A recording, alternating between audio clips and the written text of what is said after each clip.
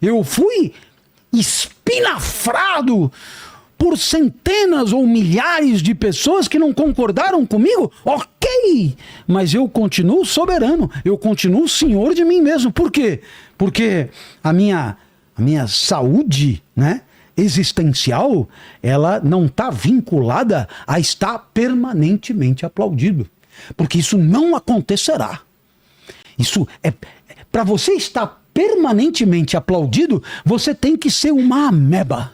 Um zero. Você tem que se desdizer a cada segundo. Por quê? Porque os humores da opinião, esses flutuam. E se você quiser sempre o endeusamento dessa mesma opinião, terá que dizer X e o contrário de X, sem nenhum pudor. Então, se o apreço é por uma certa convicção, por uma certa essência de si mesmo, por uma certa verdade, é preciso que haja soberania e condição de enfrentamento a um tirano que hoje escraviza mais que qualquer outro. Vamos falar sobre conversa. Você acredita que está havendo uma morte da conversa ou a gente ainda sabe dialogar? Porque a gente vê muitas pessoas com opiniões fortes, brigando por opiniões, mas escutando muito pouco. O que está acontecendo hoje em dia com essa briga? Pode ser ideológica, pode ser por times, por religião. A todo momento esse embate, esse hater, essa raiva nas redes sociais. E que antes era só na rede social e tô vendo que tá indo pra rua. Pras vias de fato, né? Bem, o que acontece num diálogo, né? Num diálogo, a construção do discurso se dá em função do que foi proposto pelo interlocutor. Esse professor toma a palavra com ares de sábio para dizer uma obviedade absoluta. Pois é, mas às vezes é preciso dizer o que é óbvio. No diálogo, no verdadeiro diálogo, você considera o outro e o que o outro diz como sendo de direito de igual valor ao seu. Não existe uma superioridade de princípio. O diálogo, ele é horizontal. Ele pressupõe uma horizontalidade de princípio. Então, você faz a pergunta e num verdadeiro diálogo, eu não digo o que eu queria dizer vindo para cá. Eu digo o que eu vou formular a partir da tua pergunta. Perfeito. Outro dia, eu compareci a um podcast de um colega seu para falar sobre o Big Brother. BBB. Muito bem. Então, eu disse a ele, não me antecipe nada. Porque é a única chance que eu tenho de realmente responder o que você perguntar.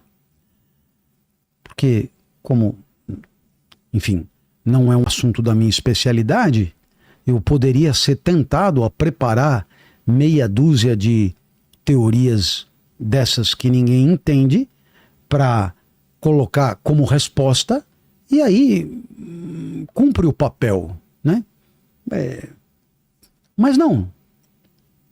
Eu vou tentar responder, e para eu tentar responder, eu preciso estar desarmado.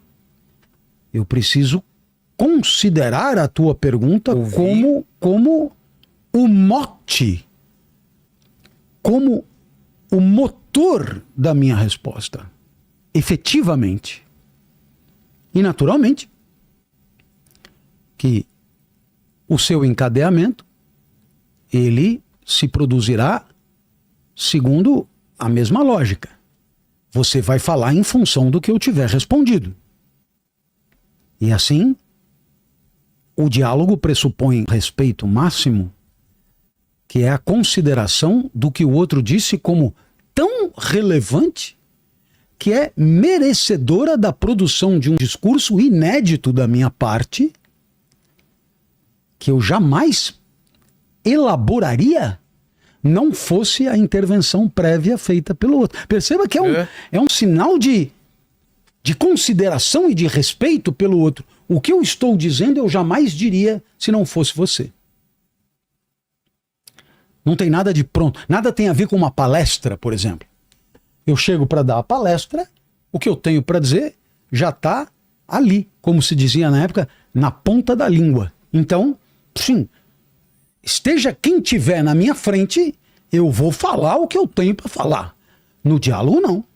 O diálogo, ele pode levar, e quando ele é genuíno, ele costuma levar a caminhos inesperados por ambos os interlocutores. Inesperados.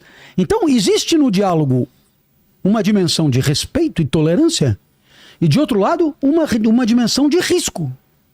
Porque você pode ser conduzido por um caminho para o qual você não tem preparo necessário. Pode ter pensado sobre. Pois é, não tenho mais nada a dizer a partir daqui. E é claro, num mundo em que é preciso que haja uma aparência de certezas prepotentes, uma aparência de assertividade, uma aparência de convicção máxima, você ser flagrado dizendo, olha, sobre isso eu não tenho nada a dizer, é rebaixador, ainda que seja extremamente elevado do ponto de vista filosófico. A constatação de que sobre isso há que ir adiante. E eu hoje, agora, aqui, nesse momento, não tenho condições de ir adiante.